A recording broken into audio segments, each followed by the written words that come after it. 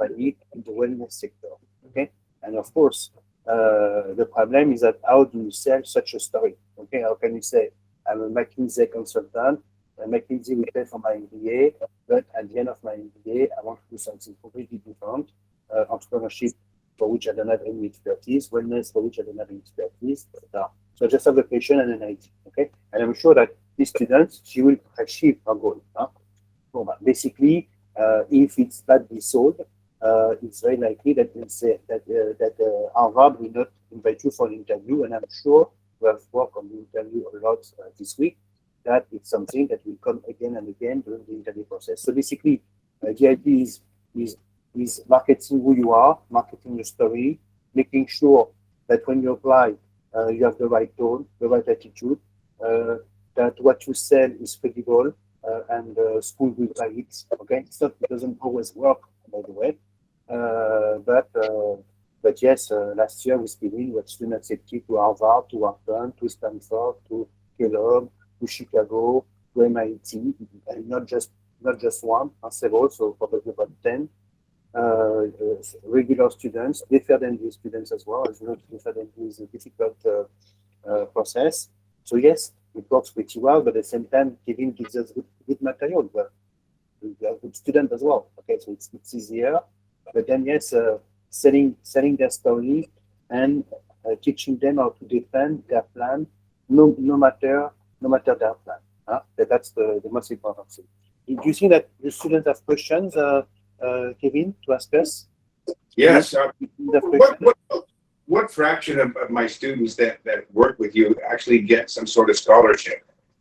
Yes, for the scholarship. How much on average? For the scholarship, to tell you the truth, that's not something that I discuss a lot with them. Okay, they get accepted, they're happy, we stay in contact. For instance, Enrique will give a seminar in January, because they have spent now like 4 months in New York, and I'm pretty close to him. I think that I have been quite a lot.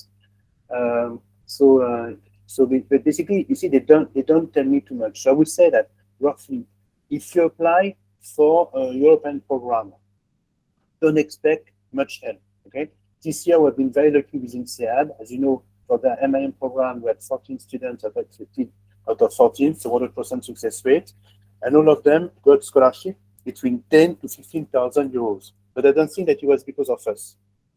Simply, INSEAD wants to have very good students. They give scholarships for the MIM program almost automatically. Okay. When we get scholarship for the students, it's either because women, so we have some women who get scholarship at INSEAD or IMD, so that works pretty well. Okay, that's it. Now, in London, from new students, I didn't have any scholarships, because simply LBS will give scholarships to minority students, to women. Yourself, Melchior, did you get a scholarship at LBS? Did you get some type of help? No.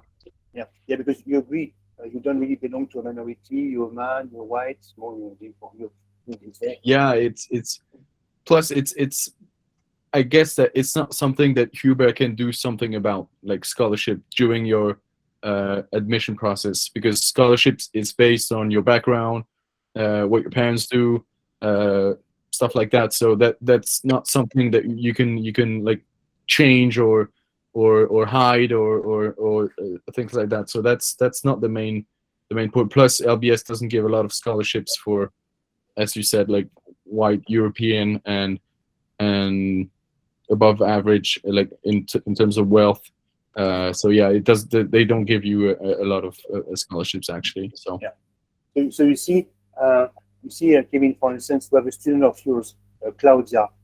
She's based in Cuba. Probably she doesn't have a very high salary. I'm sure that she will get between 50 to 100% scholarship. Okay, but it's true that if you white man working, I don't know, for a private equity fund based in Spain, if you get 10 to 20%, that's the maximum that you can get. Okay. Now, basically, the students that I have will get scholarship. You see, Kevin, we have a lot who get scholarship. For instance, tools who are based in South America. Okay. all my South American students get between 20 to 100% scholarship. Okay, but it's true that Spain is still considered a wealthy country. Okay, your students are relatively, they come usually from the upper middle class or upper class. It will be very difficult. For instance, last year I had something like 5 students from your side got IAC, not a single one got a scholarship. Okay. So, Cuba, I got a question. Are we talking here to MIM, like master's applicants or MBA's applicants? basically, we're talking to a test prep center based in Madrid called GMAT classes, run by a very good friend of mine, Kevin Armstrong. And the same that we have here in Kevin's place, most of the students are for MBAs. You see? Okay. But because that's the way it is, and as you know, the Spanish market is very different from the French market. In my GMAT class in Paris, I don't have any single MBA applicant, not even for NCI. Do you have another question? So basically what I would say is that it's very unlikely that your student get the big scholarship. Now, how does it work? I want to show you how it can work. I want to show you, for instance, in a success story, and how it could work. So before you tell us, what about applying to American schools? Yeah, to get a scholarship. Yes. Basically, to get a scholarship in American school, it's true that they have more scholarships available than in Europe. But at the same time, you have to know, Kevin, that European programs are much more expensive than US programs are much more expensive than European programs. Basically, what we favor a lot. So now we work closely since this summer with an organization called Prodigy Finance. Okay, and we have a very strong collaboration with this organization called Prodigy Finance. Okay. So I give you an example of Luz. So Luz, she was my student. Okay, she got some type of scholarship at INSEAD. So INSEAD Diversity Scholar. So let's say that she got INSEAD cost 90,000. She must have received between 10 to 15,000 euro scholarship. So she's paid INSEAD cost her between 75 to 80,000 euros, which is a lot of money for someone coming from Peru. Especially, Luz was working for department store. She's an engineer, but she was working in operations and marketing. Okay, but what happened is that she received a scholarship from this organization called Prodigy Finance. Okay, and Prodigy Finance pays for everything. Okay, and 100% of our students get the Prodigy Finance scholarship now. Okay, provided that you comply to the rules. So the only rules that you need to do, so because we always send you to a good school, is that you cannot have a scholarship for a school that is in your country. So for instance, if you're a Spanish resident and you want to study at IAC MBA, no scholarship. Okay?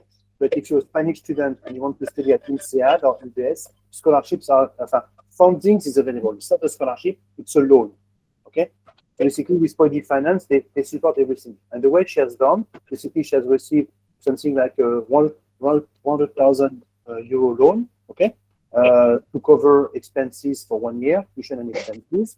Then she did a summer internship at Bain and Company, okay, and after the summer internship, she received something like $30,000 to $40,000 signing bonus, okay, which means that we bring our debt to probably 65,000, 70,000 euros, okay, and then she will reimburse for the next, the next 10 years. She will give 500 euros per month, which is nothing.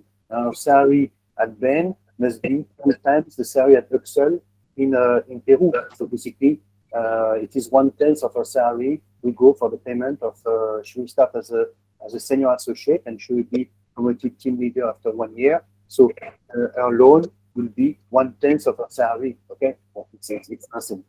So basically, don't expect to have too much in terms of loans. It won't be big in terms of scholarship, but we can find with you a way to finance the MBA. Okay, and it is the most important.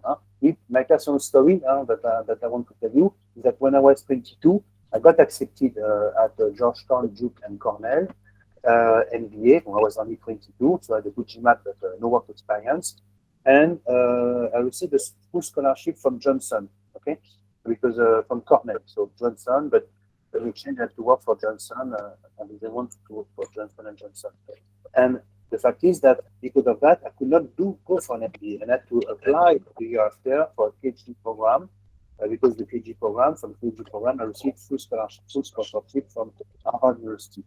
So what I want to say is that yes, you have to find your way. Huh? If you have no money at all, stay in Europe. It will be cheaper. Go to INSEAD, ask for prodigy finance support. If you have some money, you can go to the US. Because even if they give you 20-30% scholarship, it will still be more expensive than INSEAD. Okay. You have other questions for us, Kevin, from your student side? Hello? No more questions for now. Okay. So I will see you on, so don't forget that for those interested in MIM, MIF, there will be a one-on-one on November 5. So we have invited 11 schools, so LBS, HEC, ESSEC, ESCP, INSEAD, SEMS, AI, ISC, ESADE, VAU, many. I think the top 15, the top 11 out of the top 15 are there. Okay. So, and if we have not invited UCD and others, it is because our students are not interested in the school. All right. I know you'll send information about that to the group. That'll be wonderful. I will send information. Okay. So, Melchior, famous last word. What would you say to the people who want to apply either for MIM or MBAs? What would you say? What could I say? But first, I think they can contact me anytime, because I've applied to pretty much all of the schools that you mentioned, and I've been accepted in most of them, let's say. But yeah, it's challenging, but it's I think you need to get early into the GMAT and early into the requests for recommendation letters, because that can take a little bit of time. Plus, they all often ask for one professional and one academic. So, like, just launch the processes early, because it would take a bit more time than you probably think. So that's one advice. What can I say? I mean, it's been great working with Hubert. But yeah, the process are quite exciting, to be honest. I enjoyed a lot, like, writing essays, writing about myself, my projects. It's quite a fun thing to do, actually.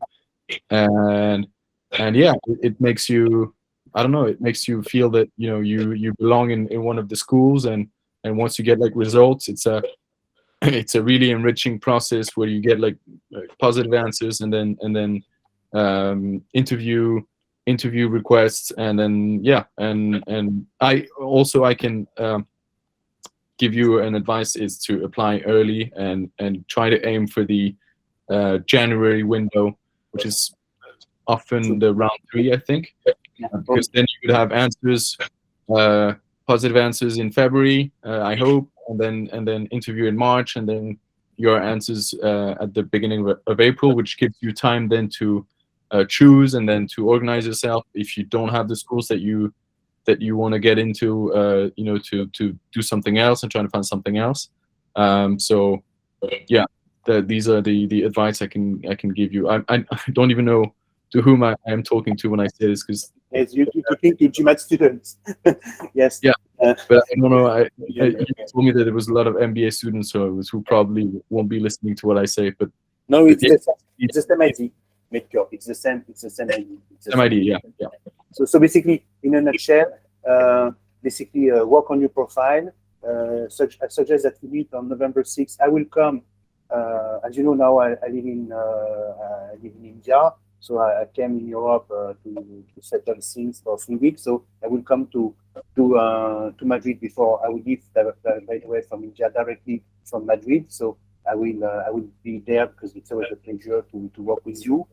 Then what I want to say is that yes, if you want to apply for US MBA, try to apply no later than January 2023. You want to start in 23.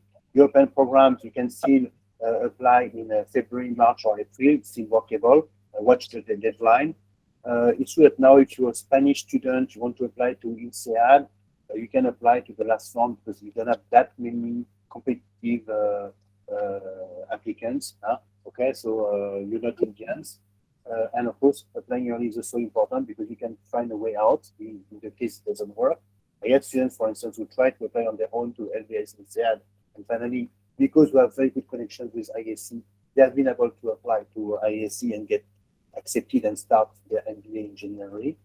Last, also it's also very important because you have to organize your life, find your forms. We mentioned Prodigy Finance, but it takes 2 to 3 months to get the final offer from Prodigy Finance. So that's not something that you can do in June. And don't forget that you cannot get a visa for the US if you cannot show that you have the money on your bank account to survive. It was my problem when I applied to the US. When I went to the embassies, they said to me, show me that you have 90,000 euros on the bank account. I was a student at that time. Imagine that I didn't have 90,000 euros on my bank account. Okay, dollars, because at that time it was French francs, dollars. Okay. Do you also need the GMAT to apply to MBA? Yeah, of course. Yeah. As you know, Melchior, it's the MIM. They took the GMAT procedure. They applied the GMAT procedure from the MBA to the MIM. That's why the application that you have, I'm very familiar with it because it is the MBA application that I have worked with since 1998. Okay, so it's the same question, by the way. They have not changed the question in 20 years. In 24 years. Okay, so Kevin, it was a pleasure. So I will be more than happy to see you. I will be in Madrid from the 4th to the 7th.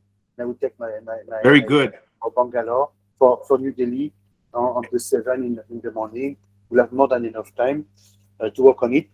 Another thing, work with Kevin. He's an outstanding coach. He's the best in Europe. And it's not because he's a good friend of mine that I said that. I mean it.